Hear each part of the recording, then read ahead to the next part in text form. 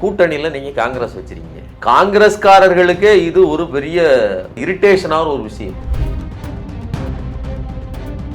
விஜய் ஒரு பெரிய பிரளயத்தை ஏற்படுத்தி விட்டார். ஹிந்தியில் விஜயை கொண்டு போய் சேர்ப்பதற்கு இந்திய ஜனாதிபதியாக விஜயை கொண்டு வர வேண்டும் அப்படிங்கிற இலக்கு அவ்வளவு பெரிய வலுவான இருக்கக்கூடிய மோடியை நீங்க சவால் விடுறீங்க.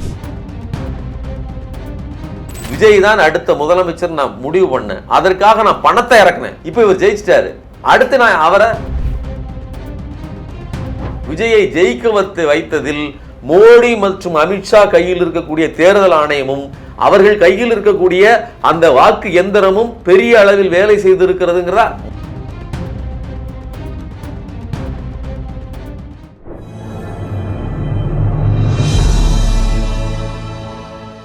தமிழ் நியூஸ் நேரல் வணக்கம். இன்றைய சிறப்பு நேர்காணலில் நம்மோடு இருந்திருப்பவர் ஊடகவியலாளர் திரு சுமன் கவி சார். சார் வணக்கம். வணக்கம் சார். ஆதவ அர்ஜுனா அவர்கள் சட்டமன்றத்தில் பேசிய ஒரு வார்த்தை, சில ஒரு விஷயங்கள் அது சமூக வலைதளங்களில் தீயா பரவிட்டு இருக்கு, வைரல் ஆகிட்டு இருக்கு. என்ன சொன்னார் அப்படின்னா, தென்னிந்தியாவிலிருந்து ஒரு பிரதமர் உண்டாகணும் அப்படின்னு சொல்லி காங்கிரஸ் வர கூட்டணியில் வச்சு பேசிட்டாரு இப்படி. ஸோ அது ரொம்பவே ஒரு பற்றி எரியக்கூடிய சம்பவமாக இருக்குது. இது எப்படி காங்கிரஸ் ரசிக்கும், பாஜக எப்படி பார்க்குறீங்க? இல்லை, கண்டிப்பாக இது விஜய்க்கு ஆதவ அர்ஜுனா ஒரு பூஸ்டப் ஏற்றி விஜயை நான் மேலே தூக்குறேன் அப்படின்னு சொல்லி செஞ்ச ஒரு பாதகமான செயல், விஜயினுடைய வளர்ச்சிக்கு மிகப்பெரிய ஒரு சிக்கலை ஏற்படுத்தக்கூடிய ஒரு செயல் அப்படின்னு தான் நம்ம பார்க்கணும். ஏன்னா கூட்டணியில் நீங்கள் காங்கிரஸ் வச்சுருக்கீங்க, ராகுல் காந்தியை தான் காங்கிரஸ் முன்னிறுத்துகிறது. மற்ற நீங்கள் இந்தியா கூட்டணியில் அப்படிப்பட்ட ஒரு இது இல்லாமல் இருக்கலாம், ஆனால் ராகுல் காந்தி எதற்காக காங்கிரஸில் இருக்கிறார்? அவர் இந்திய நாட்டை ஆள வேண்டும், தனது பாரம்பரியத்தில் தனது தகப்பனார், தன்னுடைய தாத்தா பாட்டி இவர்களெல்லாம் இருந்த இடத்தில் தான் அமர வேண்டும் அப்படிங்கிற இலக்குக்காகத்தான் அவர் போராடிக்கிட்டு இருக்கிறார். அவர் ஒவ்வொரு எலெக்ஷன்லையும் ஒவ்வொரு ஊருக்கும் போய் கிடந்து அங்கெங்கே அலைவது என்பதற்கு, பாரத் ஜோடோ யாத்திரைன்னு அங்கெங்கும் இந்தியாவே குறுக்கும் நெடுக்குமாக நடப்பதற்கெல்லாம் காரணம் என்ன? ஒரு பெரிய இலக்கு, அந்த இடத்துல நாம் அமரணும் அப்படின்னு. அப்போ அந்த அடிப்படையில் இருக்கக்கூடிய ஒரு கட்சியை கூட்டணிக்குள்ள வச்சுக்கிட்டு, கூட்டணி மட்டும் இல்லை அவர்களின் ஆதரவால் தான் முழு இன்னைக்கு இருக்கிற சட்டமன்றமே நிக்குது. 4 நாற்காலி 4 காலில் ஒரு கால் காங்கிரஸ் கால் அப்படிங்கிற நிலைமையில தான் இருக்குது. அப்படி இருக்கும்போது நீங்க இப்படி பேசுவது என்பது கண்டிப்பாக ராகுல் காந்திக்கு மிகப்பெரிய மன உளைச்சலை ஏற்படுத்தும். ராகுல் காந்திக்கு மட்டுமல்ல, காங்கிரஸ்காரர்களுக்கே இது ஒரு பெரிய பெரிய என்ன சொல்றதுன்னா ஒரு இரிட்டேஷனான ஒரு விஷயம்.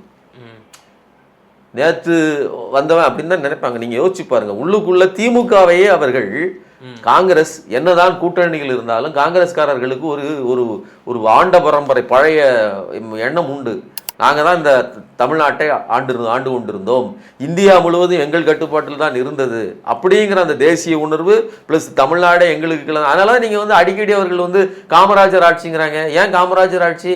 காமராஜர் ஆட்சி இருந்துச்சு, அப்போ காங்கிரஸ் ஆட்சி இருந்துச்சு. காமராஜரை வைத்துக் கொண்டு காங்கிரஸை உள்ள கொண்டு வரது அவங்களோட நோக்கம். இது இன்னொரு விஷயம் குறிப்பிட விரும்புறேன். தொடர் வெற்றியில ஸ்டாலின் இருக்கிறாரு, அவரோட ஸ்டேட்டஸ் இந்தியா முழுக்க அவருடைய இமேஜ் உயருதுங்கிற உடனே இந்த சட்டமன்ற தேர்தலில் திட்டமிட்டு ஸ்டாலினை உள்ளடி வேலையை பார்த்து காங்கிரஸ் தோற்கடித்தது என்கிற ஒரு விமர்சனமும் இருக்கிறது. ஆமா, அது ஒரு உண்மையும் கூட.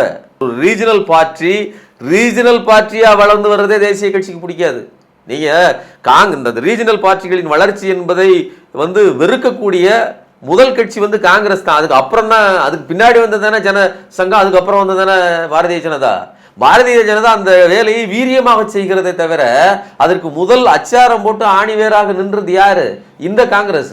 அந்த கட்சியை நீங்க வச்சுக்கிட்டு நீங்க யோசிச்சு பாருங்க, இப்போதும் காங்கிரஸ் என்ன நினைக்குது? காங்கிரஸ்காரர்கள்ட்ட நான் பேசுறேன், அவர்கள் என்ன சொல்றாங்கன்னா, ஒரு கட்சி வளரணும்லாங்க, நீங்க அதுக்கு இடம் கொடுக்கணும் அப்படிங்கிறாங்க. என்ன இடம் கொடுக்கணும்? ஸ்டாலின் சரியா இடம் கொடுக்கலையா? எப்படி இடம் கொடுக்கறது? அதாவது நீ வளர்றன்னு நீ நம்பினா நீ எக்ஸ்ட்ரா சீட்டு கேட்குற. சின்ன கட்சி ஒன்று நான் வளர்றேன்னு நம்புது, அது எக்ஸ்ட்ரா சீட்டு கேட்குது. அப்போ நீங்க இந்த 5 ஆண்டு காலத்தில் வளர்ந்துருக்கீங்கன்னா அப்போ திமுக அதாவது தேஞ்சு போயிருக்குன்னு அர்த்தமா?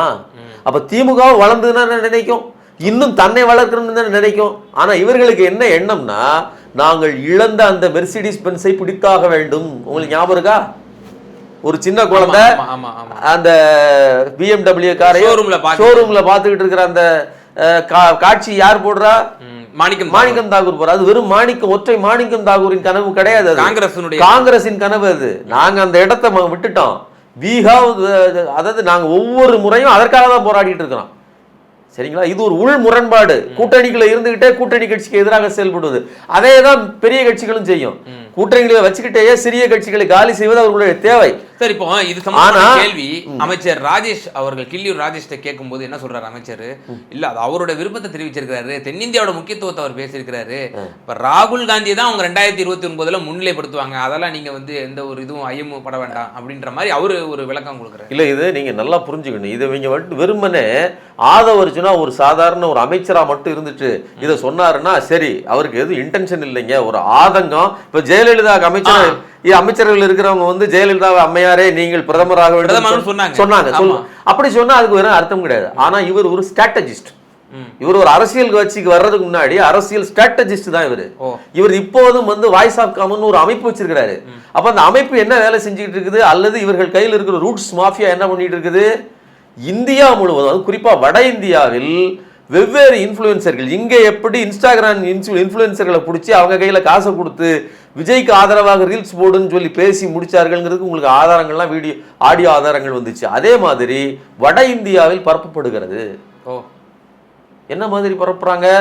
விஜய் ஒரு பெரிய பிரளயத்தை ஏற்படுத்தி விட்டார், தமிழ்நாட்டில் நீங்க நினைச்சு பார்க்காத ஒரு ஆட்சி நடந்து கொண்டிருக்கிறது. இங்க வந்து ஒரு ஹாஸ்பிட்டல்ல போய் நீங்க அட்மிட் பண்றீங்க, அங்க வந்து சிகிச்சை பலனின்றி, அதாவது அப்பல்லோ அல்லது பெரிய பெரிய மருத்துவமனைகள், நீங்க நினைக்கிற பெரிய ரமணா ஸ்டைல்ல பெரிய மருத்துவமனைகளில் ஒருத்தர் இறந்து போயிட்டாரு அப்படின்னு சொன்னா அந்த முழு பில்லையும் அந்த அரசு ஹாஸ்பிட்டலுக்கு வந்து அதை ஏத்துக்கணும் அப்படின்னு சொல்லி அவர் உத்தரவு போட்டிருக்கிறாரு. அதனால எந்த மருத்துவமனைக்கு போனாலும் உங்களுக்கு கவலையே கிடையாது, சிகிச்சை முடிஞ்சு நீங்க வெளியில வந்தாதான் காசு கொடுக்கணும், இப்படி ஒரு உத்தரவு இருக்குன்னு சொல்லி இதே கதையை வெவ்வேறு இன்ஃப்ளூயன்சர்கள் புது புது டெம்ப்ளேட்டுகளை வச்சு வெளியில போடுறாங்க. அதே மாதிரி உங்களுக்கு பாலியல் குற்றங்கள் நடக்கு அப்படின்னு சொன்னா ஒன்னு என்கவுண்டர் அல்லனா தூக்கு தண்டனை. கிட்டத்தட்ட வந்து அவங்க வந்து ஒரு என்ன சொல்றதுன்னா அவங்க எதிர்பார்க்கறது இருக்கு இல்லையா, அந்த அரபு நாடுகள்ல இருக்கக்கூடிய அந்த ஒரு கனவு இருக்கு இல்லையா, அதே மாதிரியான ஒரு இடம் வந்து தமிழ்நாட்டுல இருக்குது. குற்றம் செஞ்சு அந்த இடத்துல சுடுவேங்கிற மாதிரியான தமிழ்நாடு மாடல்னா இப்படிதான்பா அப்படின்ற மாதிரி ஒரு முன்மாதிரி மாடல் மாதிரி ஒரு இதுக்கு விஜயினுடைய வசனங்கள், டயலாக்குகள், திரைப்பட அதத்தில் உள்ள வந்த செயல்கள் இதெல்லாம் வந்து அவர்களுக்கு உதவுது. இதுல மாசான சீனை போட்டு எப்படி நீங்க தமிழ்நாட்டில் ஒரு இது கிரியேட் பண்ணுவாங்களோ அதே மாதிரி அங்க இருக்கக்கூடிய மாசான பாடல்கள் ஏன் அதுலேயே டிரான்ஸ்லேட்டும் பண்ணி கூட போடுறாங்க, வாய்ஸ் ஓவர் டப்பிங் பண்ணி, ஏன் ஏஐலேயே விஜயை தயாரித்து இதையெல்லாம் பண்ணுகிறார்கள். இதையெல்லாம் முழுவதுமாக வந்து ஆய்வு பண்ணி ஒரு ரிப்போர்ட்டை வந்து இந்தியா டுடேல பதிவு பண்றாங்க. அந்த ஊடகத்தில் இந்த செய்தி வருகிறது. இப்ப இப்படி ஒரு செய்தி வந்ததுக்கு பிறகுதான் ஆதவர்ஜுனா இதை பேசியிருக்காரு. இப்ப நீங்க இதை ஒத்து பாருங்க. இல்ல, அப்போ வட இந்தியாவில் இப்படிப்பட்ட ஒரு இன்ஃபுளுசர்கள் மூலியமா ஒரு பரப்பப்படுதுன்னு சொல்றீங்க, ஒரு பிரச்சாரம், பொய் பிரச்சாரம், கட்டுக்கதைகள், இதெல்லாம் வந்து பின்னணியில் இருக்கிறது ஆதவ அர்ஜுனா அமைச்சர் நீங்க சொல்ல வரீங்களா?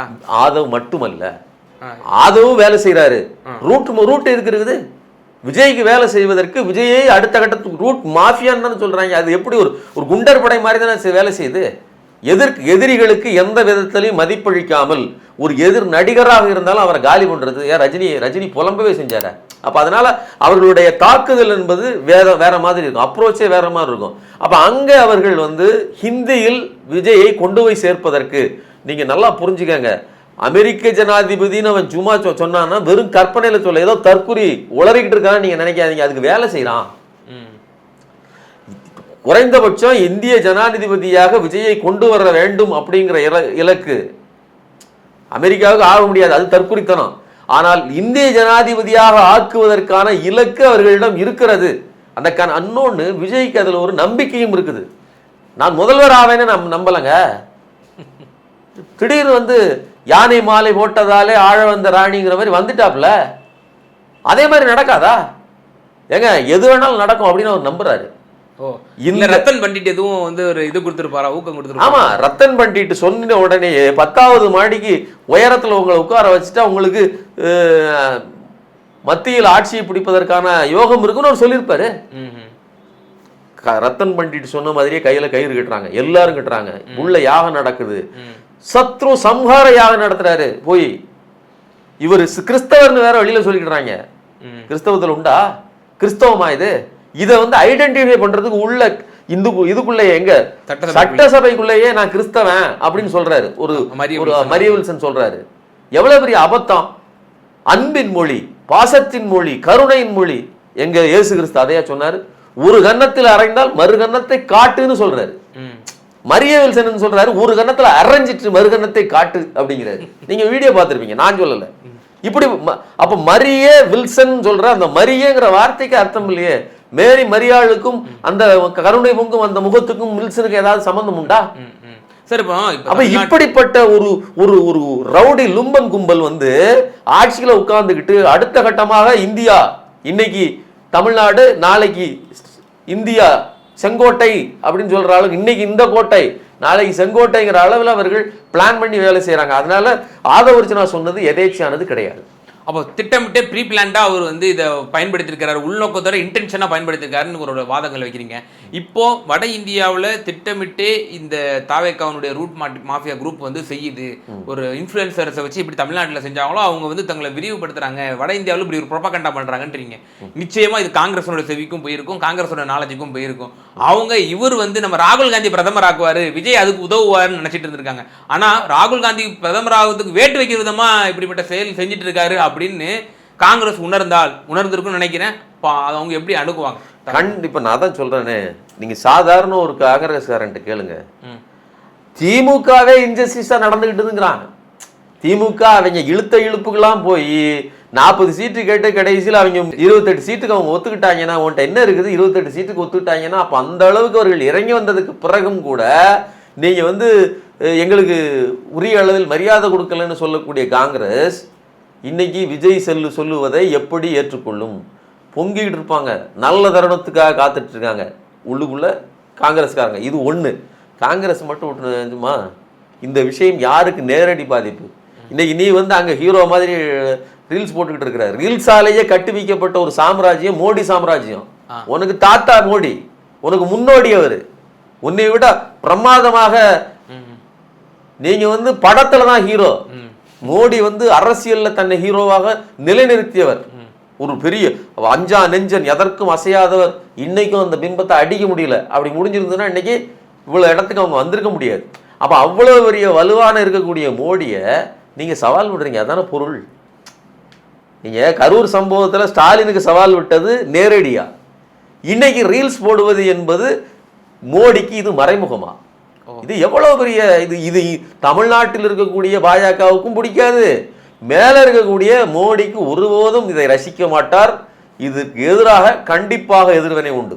இப்போ ஆதவர்ஜுனாவுக்கு இன்னொரு விஷயம் இருக்குங்க. ஆதவர்ஜுனா என்ன நினைக்கிறாருன்னா,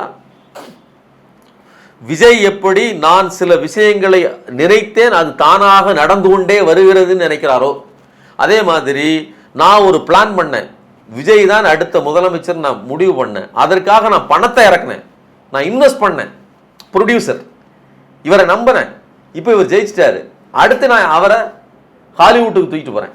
புரியுதா உங்களுக்கு? அவரு கோலிவுட்ல முடிச்சிட்டாரு, அடுத்து நான் பாலிவுட்டுக்கு தூக்கிட்டு போறேன், பேன் இந்தியா மூவிக்கு நான் ரெடி பண்றேன். இவ்வளவுதான் நடக்குது இங்க. எதுவும் இது சினிமா தான் நடக்குது, அரசியல்லாம் இல்ல. ப்ரொடியூசர் அவருக்கு அடுத்த திட்டம் இருக்குது. அடுத்து நாம வந்து பாம்பேல படம் எடுக்கிற சேட்டா மாறிடலாம்னு அவருக்கு ஒரு சிந்தனை இருக்குது. இப்ப ஷாருக் கானுக்கு நிகரா நம்ம போட்டிடுவோம்.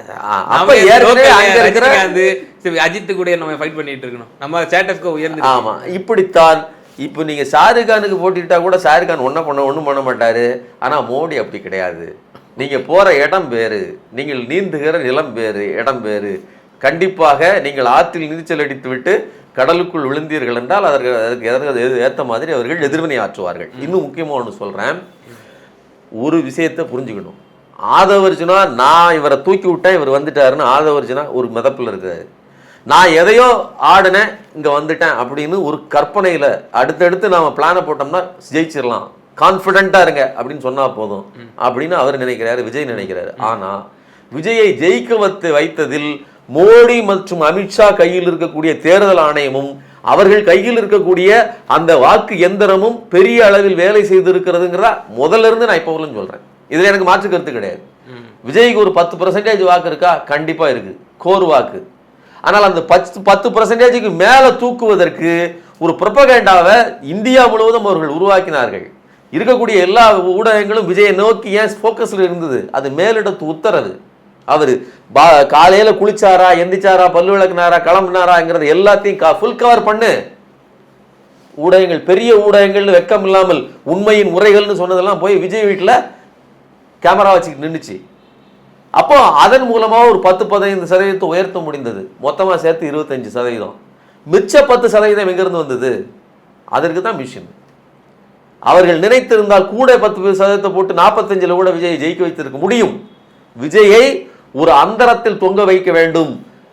திமுகவை ஒரு இடத்தில் நிறுத்த வேண்டும், அதிமுகவை ஒரு இடத்துல நிறுத்தணும். அப்படின்னா தான் நாளைய சூழ்நிலைக்கு நாம் எந்த இடத்துக்கு வர முடியும் அப்படின்னு அவர்கள் நினைக்கிறாங்க. இன்னும் கரெக்டா புரிஞ்சுக்கங்க, எந்த ஒரு கட்சியும் பெரும்பான்மை பெறக்கூடாது. அப்படி பெற்றுடுச்சுன்னா எதுவுமே நம்ம கட்டுப்பாட்டில் இருக்காதுங்கிறது பாஜகவின் கணக்கு. அந்த கணக்குக்கு ஏற்ற மாதிரி தான் செட் பண்ணியிருக்காங்க. இன்னும் கூடுதலாக ஒரு அதிமுகவை சேர்ந்த பிரமுகர் சொல்றாரு, எந்த ஒரு நபரும் சிபிஐ அலுவலகத்திற்கு விசாரணைக்கு சென்று விட்டு இவ்வளவு சந்தோஷமாக வந்தவரே கிடையாது. ஆனா அதுக்கு பிறகு விஜயினுடைய பேச்சுக்கள் எல்லாத்தையும் பாருங்க, எல்லா இடத்துலையும் கான்பிடென்டா இருங்கிறாரு. அப்போ ஒரு செய்தி விஜய்க்கு வந்து சேர்ந்திருக்கிறது, அது மட்டும் நமக்கு தெரியுது. கான்பிடென்டா இருங்க, அதை நமக்கு அவரு கடத்துறாரு. இப்ப இந்த கான்பிடென்ட்ங்கிறத நான் சொன்ன அந்த 10, 20, 15% அதை மோடியோ அமித்ஷாவோ செய்யவில்லை என்றால் நீங்கள் இன்று விஜய என்ன சொன்னார்? எனக்கு ஒரு 15 பேர் 10 பேர் ஜெயிச்சா போதும். இதுதான் அவர் தன்னுடைய வட்டாரத்தில் சொல்லி கொண்டது. எனக்கு நெருக்கமானவர்கள், எனக்கு அவ்வளவுதான் இலக்கு. 108 அவர் எதிர்பார்த்தாரா? அதனால இந்த வெற்றியை உருவாக்கி கொடுத்த மோடி கிட்டே போய் நின்றுட்டு சவால் விட்டா வா ஒத்தைக்கு ஒத்த மோதி பார்க்கலாங்கிற மாதிரி நீங்க விட்டீங்கன்னா அவர்கள் மூட்டைப்பூச்சியை நசுக்குவது மாதிரி நசுக்கி விடுவதற்கான வாய்ப்பு இருக்கிறது.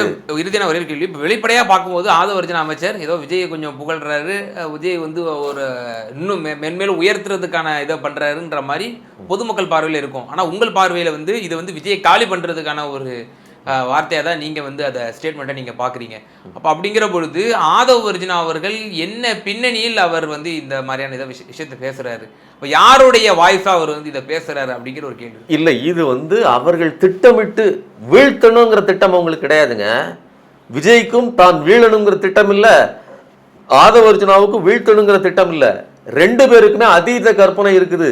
நமது வலுவால் தான் நாம் ஜெயித்து விட்டோமோ அப்படிங்கிற எண்ணம் இருக்குது. நான் தான் சொல்றேன், பாகுபலி படத்துல அந்த காமெடியன் இருக்கிறார் இல்லையா, அந்த தேவசேனாவினுடைய மச்சான், அவர் ஒரு மரக்கட்டையை புலந்துகிட்டே இருப்பாரு அப்படி வெட்டுறதுக்கு. பக்கத்துல பாகுபலி வந்து ஒரு வெட்டி விட்டுட்டு போயிருவார். இப்போ இந்த இவிஎம் செஞ்ச அந்த 10% அழுத்தம் இருக்குல்ல, அதுதான் கட்டையை வெட்டிச்சே தவிர உங்க கையில் இருக்கிற பலம் இல்லை. கை உங்களோட தான், பொருள் உங்களோட தான். பிழைக்கப்பட்ட கட்டை இருக்கு இல்லையா, நான் தமிழ்நாடுன்னு சொன்னேன், அது உங்களுடைய கையில் எங்கிருந்து வந்தது? அந்த வலு அந்த மிஷின்ல இருந்து வந்துச்சு. அப்ப இதை உங்களுக்கு வழங்கிய அந்த எஜமானர்கள்ட்ட நீங்க படிஞ்சு நடக்கிறது இல்லாம நீங்கள் இப்போது செய்வது என்பது அத்துமீறிய செயல். உங்களுக்கு கற்பனை வந்துருங்களா? நீங்க ஒண்ணும் இல்லைங்க, லாட்டரியில ஒரு 1000 ரூபாய் அடிச்சிருச்சு, என்ன பண்ணுவீங்க? அடுத்து 1 லட்சம் கிடைக்குமா? 1 லட்சம் கிடைக்கும் தானே சொல்லுவீங்க. லாட்டரிக்கு நான் லாட்டரி வச்சு உங்களுக்கு ஓமை சொல்லிட்டேன். இதுதான் நடந்துகிட்டு இருக்கு. அவங்களுக்கு பெருசா ஏதோ அடிக்க போகுதுன்னு அவங்க கற்பனை பண்றாங்க, மொத்தமா அடிச்சு கீழே விழ போறாங்கிறது என்னுடைய கருத்து. நிச்சயமா சார், பல்வேறு கேள்விகளுக்கு ரொம்ப விரிவாக தெளிவாக பதில் சொன்னீங்க. ரொம்ப நன்றி. நன்றி, வணக்கம்.